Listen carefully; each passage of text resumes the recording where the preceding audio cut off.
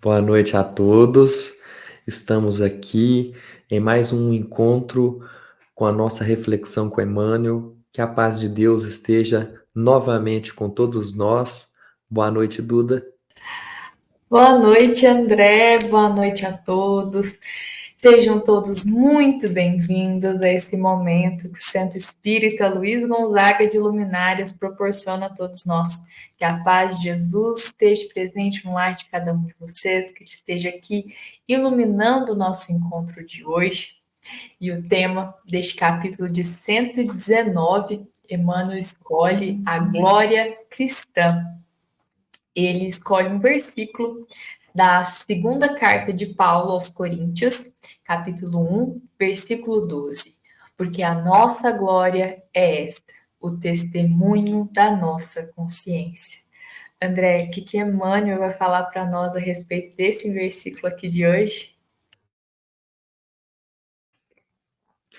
Emmanuel traz a respeito que nós estamos acostumados e conhecemos as glórias do mundo.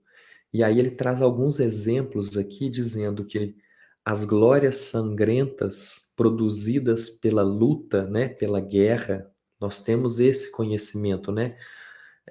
Tanto é que os soldados são condecorados aqueles que fizeram um determinado ato heróico durante a guerra, eles recebem medalhas, né? Então são glórias aqui da terra. E aí ele coloca assim: as glórias da avareza está nos cofres cheios de uma fortuna que é morta, que não contribui em nada. As glórias do orgulho, aí ele traz também a glória a respeito da vaidade que está nos prazeres, né, terrenos, e ele fala também a respeito da ciência, que a ciência ela tem a sua glória parada, estacionada no isolamento que ela tem dentro da academia, de não querer levar esse conhecimento para fora, para que seja um conhecimento que auxilie as pessoas, mas apenas uma glória que serva apenas de um título para uma pessoa se considerar mestre, se considerar doutor. Então é uma glória muito pequena.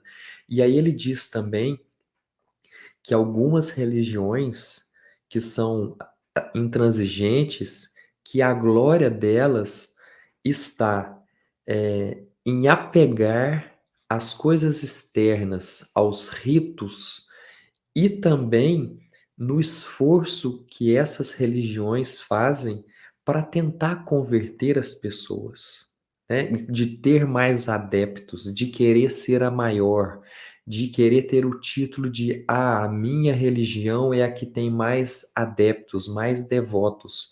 Então isso é uma glória que é terrena, né? Jesus não tinha esse intuito de dizer para os discípulos: olha, agora que vocês estão aqui comigo, agora o objetivo de vocês é ser os maiores dentre todos. Não era esse o objetivo. O objetivo de Jesus com os discípulos era converter o coração deles para que eles entendessem o que era viver o evangelho, mas viver para si, não para poder mostrar para os outros. E aí Emmanuel coloca assim: num plano em que campeiam tantas glórias fáceis, a glória do cristão é mais profunda, mais difícil. A vitória do seguidor de Jesus é quase sempre no lado inverso dos triunfos da glória do mundo. Raros conseguem ver com olhos mortais. Porque a glória cristã a gente praticamente não consegue ver aqui, a gente não recebe ela aqui, né? E eu trouxe aqui para a gente poder fazer uma comparação, da gente pensar assim, que a glória, ela depende muito do ponto de vista que a gente tem das coisas, da interpretação que a gente dá. Porque se a gente for pensar assim, quem é pai ou quem é mãe, qual que é a maior glória para essa pessoa? É ver que seu filho se tornou uma pessoa íntegra, uma pessoa honesta, né? Uma pessoa bem-sucedida, que trata bem as pessoas, que sabe lidar bem com as adversidades, que não ofende as outras pessoas por incompreensão que ele tenha da outra pessoa, né? Que ele não desconte na outra pessoa suas frustrações. Então, isso para um pai, para uma mãe, é uma glória muito grande, né? E aí, eu pensei no exemplo aqui para a gente entender bem, que é o seguinte: vamos pensar aqui. Eu sofri um acidente de carro. E aí, nesse acidente, eu quebrei a perna. E aí, eu estou impossibilitado de andar. Eu não consigo mais fazer as minhas atividades normalmente. Então, depois que o osso ali colar, que eu tirar o gesso, eu vou fazer o quê? Eu vou para fisioterapia para poder recuperar esses movimentos na perna, para poder fortalecer a musculatura para que eu consiga caminhar novamente, para que eu reaprenda a caminhar, porque essa perna que ficou imobilizada, ela desaprende, né? E aí, então, qual que é a glória para uma pessoa que está na fisioterapia? A glória para ela é deixar de sentir as dores que ela estava sentindo, é ela se fortalecer e voltar a caminhar sem mais precisar da fisioterapia. Então, aqui eu coloquei o seguinte: pensemos que o nosso espírito está aqui, nesse corpo encarnado, fazendo uma fisioterapia para nosso espírito. É uma fisioterapia que vai nos preparar, nos fortalecer, nos conduzir para que a gente adquira lá no futuro esse caminhar, um caminhar mais digno, de maneira mais produtiva, um caminhar que chegue até em lugares que a gente não conseguiria chegar e que a gente não tenha tantas dores. Então, a glória cristã está exatamente nisso, nesse caminhar que foi muito dedicado, muito trabalhoso, foi dolorido, foi sofrido, mas que é digno, que é recompensador. Então, qual é o troféu dessa glória cristã? Aqui, como foi colocado aqui no nosso versículo, né, da carta de Paulo aos Coríntios, a nossa glória aqui é uma consciência tranquila. Então, quando a gente tem uma consciência tranquila, a gente consegue sentir uma glória muito grande para nós. E na história de hoje, eu separei uma história do livro Luz Acima, que é uma conversa de Pedro com Jesus. Pedro queria saber quais eram os maiores inimigos, porque ele falou: ó, Jesus, se você me falar aí, ó, quais são os maiores inimigos, eu já vou dar um jeito de combater, de acabar com eles aí, porque eu quero ser eficiente no reino de Deus, eu quero resolver esse negócio logo. E aí Jesus, sempre muito ponderado, disse assim para ele: a experiência tudo revela no momento certo. E aí Pedro, impaciente, falou assim: não, mas a experiência demora muito, demora demais, eu quero um negócio para agora.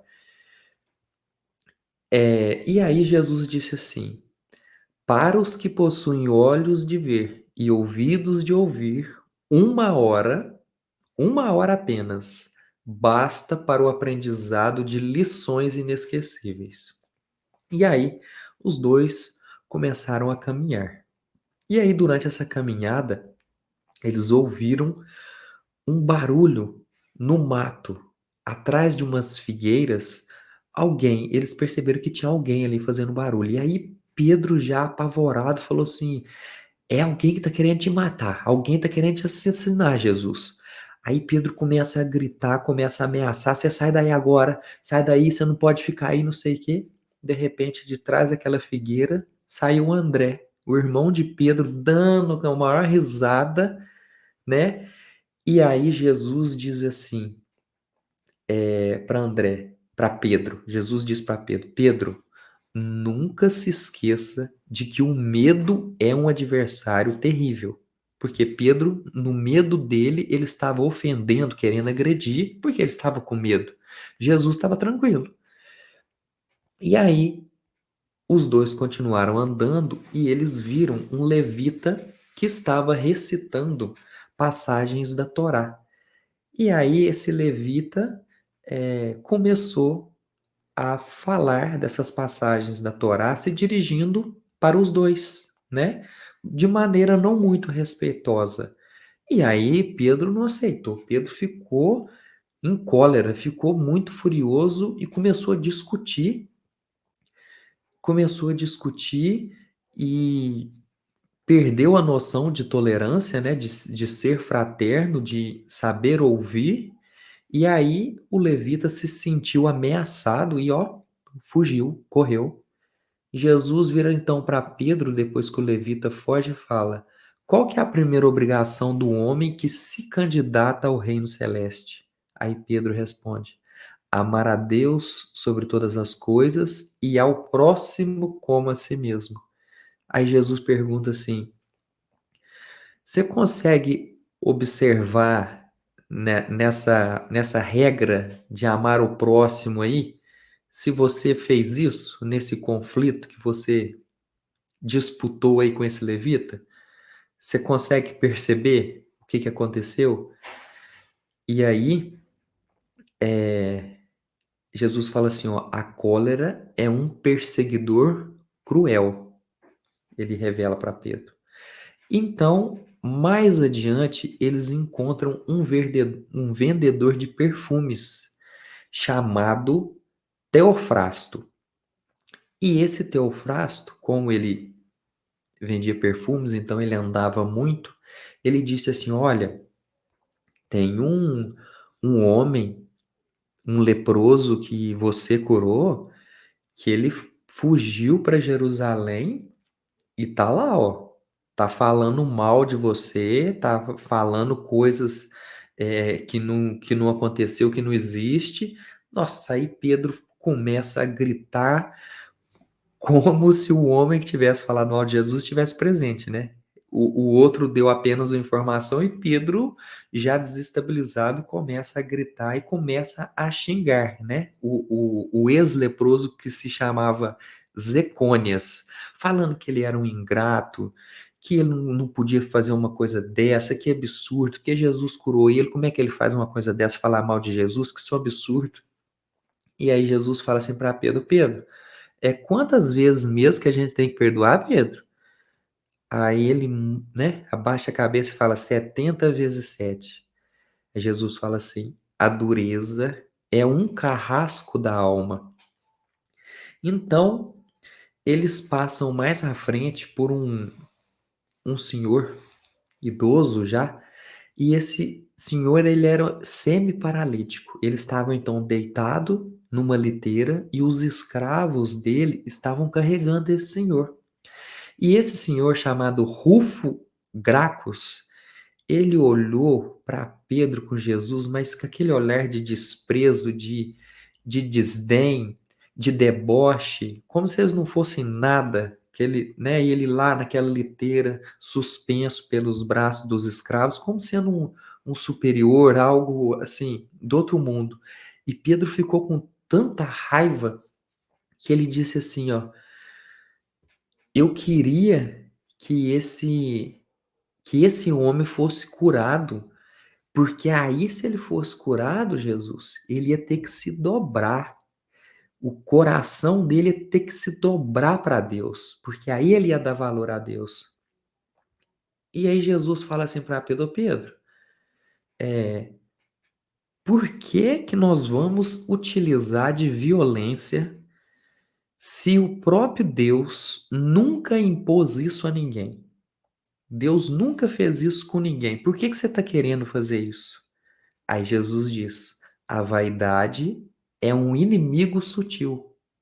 Porque aqui Pedro estava querendo dizer assim: ah, se Jesus te curasse, eu queria ver se ia ter esse olhar aí pra gente. Só que ele queria forçar a pessoa para uma coisa que a pessoa não queria.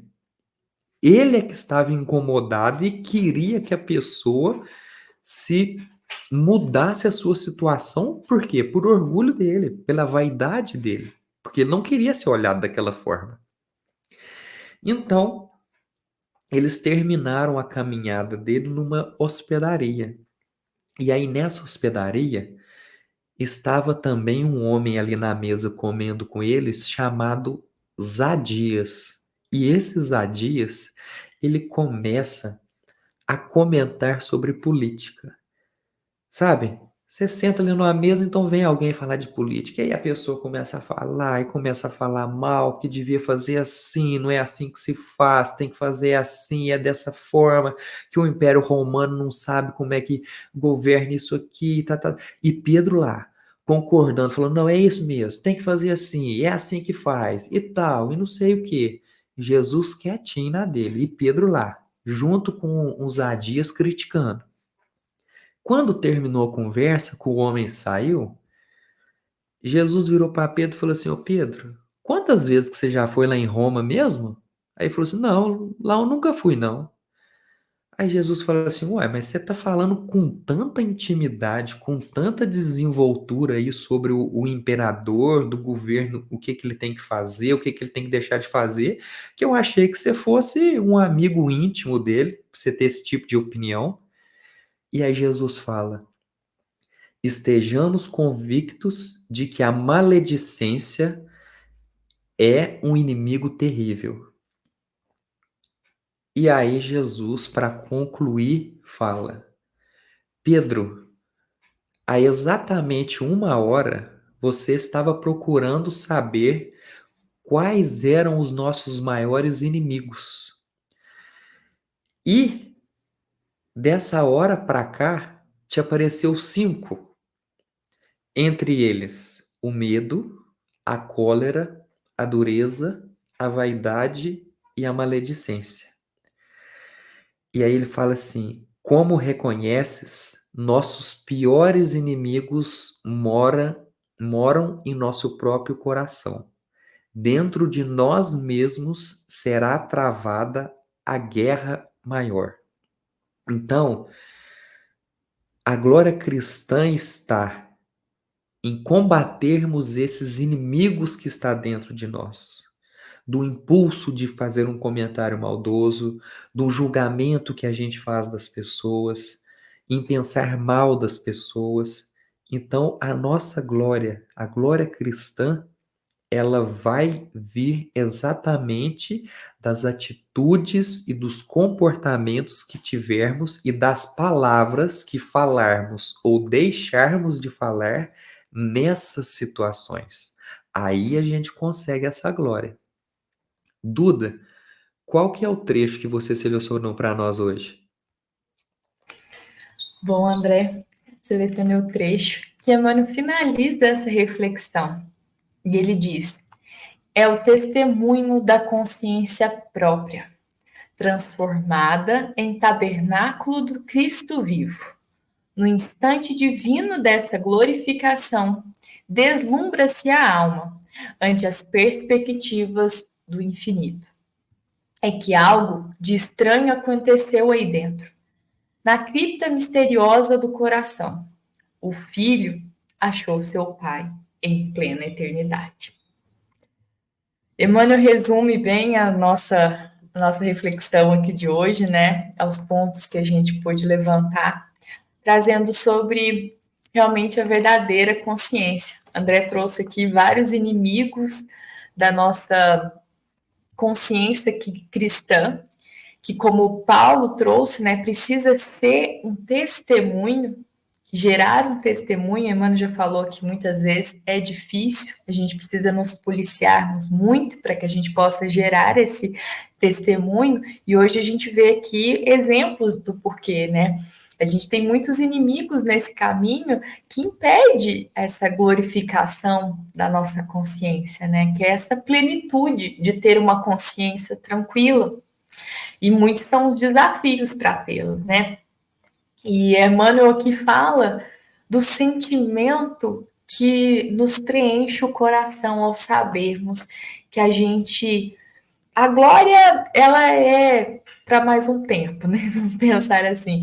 Mas o que nos é permitido para o nosso momento, né? E é isso que Emmanuel está dizendo aqui, sobre essa glória, essa consciência de quando nos encontramos e nos deparamos com ela. Na reflexão, né, ele até fala que essa glória, ela não cabe nesse mundo, né? Porque ela é muito grande. O mundo não é capaz de suportar. E quando nos deparamos com essa glória, encontramos uma paz nesse caminho. E geralmente, esse momento mais íntimo, né, de encontrar, como ele fala aqui, né, esse conforto de como um filho que encontra o pai na eternidade, é aquele consolo, aquele aconchego, né, que nos acalenta a alma. E muitas vezes ele vem no momento sofrido. O Emmanuel até diz que a dor é sagrada, porque ela é sagrada porque ela nos proporciona muitas vezes esse momento. Acredito que muitos vão concordar que esse momento de maior aconchego, que a gente mais sentiu a presença e que a gente decidiu transformar a nossa vida, se dá na dificuldade, se dá em momentos mais difíceis da nossa vida. Então, apesar dessa dificuldade e apesar de a gente não, às vezes não estar encontrando solução, a gente encontra o maior consolo do mundo, porque a gente consegue alcançar essa glorificação, essa consciência plena, né, essa consciência própria do nosso testemunho que o Emmanuel está dizendo aqui, mas é de estar, pelo menos, encontrando o caminho. Sabemos os desafios, André citou aqui muitos dos desafios que todos nós enfrentamos diariamente, mas saber que tem algo maior, né? Como o André falou, esse Pai em plena eternidade, né? Que vai deslumbrar a nossa alma, nos acalenta muito, né? E nos fortalece muito para viver esse processo. André, estamos aqui encerrando a nossa reflexão. Você gostaria de complementar mais alguma ideia desse finalzinho? Eu lembrei duas falas de Jesus aqui que eu acho que casa muito bem para esse tema de hoje, que é quando ele diz assim: "Tende bom ânimo, eu venci o mundo", e a outra que ele fala: "Meu reino não é deste mundo". Então, se precisamos ter bom ânimo para poder vencer esse mundo, e se o reino que ele diz não é deste mundo, ele também poderia dizer: a glória cristã também não é deste mundo, mas é preciso que a gente viva nesse mundo para adquirir essa glória cristã. Então, é um caminho que a gente precisa perseguir. Mas se a gente tiver a consciência de que precisamos dessa existência, dessa reencarnação, para adquirirmos essa glória, e que essa glória, a recompensa não será tão curta quanto são as glórias terrenas, eu acredito que a gente fica um pouco mais tranquilo com isso. Porque a gente sabe, precisamos passar por isso aqui, não. Então, se a gente precisa passar, então vamos passar, ué, vamos resolver esse negócio aqui. E sabendo que algo de melhor nos espera no futuro, também nos tranquiliza ainda mais o nosso coração. Exatamente, André. Belas palavras. E acho que você já adiantou até um pouquinho do nosso tema da semana que vem. Emmanuel vai trazer essa ideia na próxima semana. Ele vai falar para nós a respeito do zelo próprio, né? André até soltou um spoilerzinho aqui para nós. Ele vai complementar a ideia, complementar muito a nossa reflexão de hoje, né? Muitas questões foram levantadas aqui e ele vai trazer um pouquinho mais de conhecimento acerca desse tema. Ele vai escolher a segunda epístola de João, capítulo 1, versículo 8, que diz assim: olhai por vós mesmos, para que não percais o vosso trabalho, mas antes recebais o inteiro galardão.